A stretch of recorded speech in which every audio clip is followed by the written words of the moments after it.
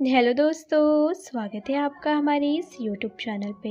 दोस्तों, कहानी को शुरू करने से पहले एक ज़रूरी बात, अगर आपने चैनल को सब्सक्राइब नहीं किया है तो पहले आप जल्दी से चैनल को सब्सक्राइब कर दीजिए ताकि आपको हमारी नई नई कहानियों की जो नोटिफिकेशन है वो आपको सबसे पहले मिलती रहे। तो चलिए फिर बढ़ते हैं हमारी आज की कहानी की तरफ। भाविका और कविता देवरानी जेठानी थी, पर उनका रिश्ता बिल्कुल सगी बहनों से भी बढ़कर था। हर कोई उनके रिश्तों की भावनाओं की तारीफ करता था। एक टाइम ऐसा भी आया था उनके जीवन में जब दोनों ने अपनी आपसी सहमति से घर और किचन अलग अलग कर लिए थे, पर उन दोनों ने अपने रिश्तों के प्यार और भावनाओं में कभी भी दूरी नहीं आने दी। पर यह अलग होना शुरू से नहीं था। जब भाविका अपने ससुराल शादी करके आई थी तब घर में उसके सास ससुर और जेठ जेठानी जी थे और वे सब लोग घर में बहुत प्यार से एक दूसरे के साथ रहते थे। पर भाविका ने अपने पीहर में कभी भी ऐसा माहौल नहीं देखा था, क्योंकि भाविका के बचपन में ही उसके माता पिता का तलाक हो गया था और भाविका की मम्मी ने उस समय दूसरी शादी कर ली थी। बचपन से ही भाविका अपने ननिहाल में रह रही थी और नाना नानी के देहांत के बाद वह अपने हॉस्टल वापस चली गई। वहाँ जाकर उसे बहुत अकेलापन महसूस होने लगा और वह सबसे कम ही बात किया करती थी। उसने अपनी ज़्यादा सहेलियां भी नहीं बनाई थी, वो अपने में ही रहती थी।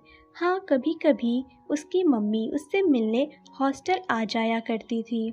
उस समय भाविका मैनेजमेंट की पढ़ाई कर रही थी और वहीं पर उसका एक दोस्त जो कि उसका सहपाठी था, राहुल, वे दोनों बहुत ही अच्छे दोस्त बन चुके थे और इन दोनों की दोस्ती कब प्यार में बदली उन दोनों को भी पता नहीं चला। पढ़ाई कंप्लीट होने के बाद दोनों को एक ही कंपनी में अच्छी सी जॉब मिल गई और जॉब लगने के बाद राहुल ने अपने घर वालों से बात करके भाविका से उन्हें मिलवाया और उन दोनों की शादी भी हो गई। शादी के बाद भाविका को ससुराल में बहुत प्यार और अपनापन मिला, जिसे पाकर भाविका को कुछ समझ नहीं आ रहा था, क्योंकि उसने हमेशा बचपन से ही रूखा व्यवहार दूसरों से पाया है, जिससे उसका स्वभाव भी रूखा ही हो गया था। भाविका की शादी के 1 साल बाद ही उसके सास ससुर की विमान दुर्घटना में मृत्यु हो गई थी। उस समय भाविका 4 महीने की गर्भवती थी। प्रेगनेंसी के टाइम भाविका की तबीयत बहुत ज़्यादा खराब रहती थी। ऐसे में उसकी जेठानी कविता उसका बहुत ध्यान रखती थी और उसको बहुत प्यार से रोज़ खाना खिलाती थी। उसकी जेठानी एक सगी बहन की तरह उसका ख्याल रख रही थी। समय बीतता गया और भाविका को 8वां महीना लग गया। उसकी गोद भराई की रस्म का समय आ गया। कविता ने गोद भराई के प्रोग्राम की सारी तैयारियां बड़े जोरों शोरों से की। तभी कुछ रिश्तेदार उसके घर आए हुए थे।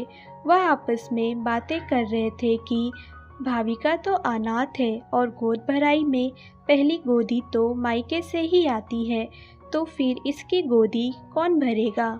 भाविका उन सब रिश्तेदारों की बातें सुनकर उसके मन में बहुत ही दुखी हो रहा था। कुछ देर बाद भाविका को चौकी पर बिठाया गया, लेकिन भाविका काफ़ी दुखी थी और कविता ने किसी लड़के और उस लड़के की मम्मी को आवाज़ लगाई कि आप अंदर आ जाइए। फिर उसके बाद गोद भराई की रस्म शुरू की गई। कविता ने सबसे पहले भाविका की गोद भरी और उसे ढेरों आशीर्वाद दिया।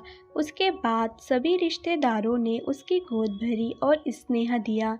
सभी रिश्तेदार धीरे धीरे जब जाने लगे तो भाविका ने एकदम से अपनी माँ को वहाँ पाया और अपनी मम्मी को वहाँ देखते ही उसे बहुत गुस्सा आया। गुस्से में उसने अपनी माँ से कहा कि माँ, आपको आज मेरी याद आई है? आप तो मुझे मेरे बचपन में ही छोड़कर किसी और के साथ चली गई थी। भाविका की ये बात सुनकर उसकी माँ रोने लगी और भाविका से बोली, बेटी, मैंने बहुत बड़ी गलती की थी। मैं तेरी गुनहगार हूँ, पर मेरी मजबूरी थी। पर तेरे जेठ जेठानी ने मुझे तुझसे आज मिलवाया है। यह तो तेरे लिए साक्षात भगवान है। बेटी, मैं उस समय स्वार्थी हो गई थी जो तुझे हॉस्टल में रखा। मुझे माफ़ कर दो बेटी। और यह जो मेरे साथ लड़का है, यह तेरा छोटा भाई विनोद है।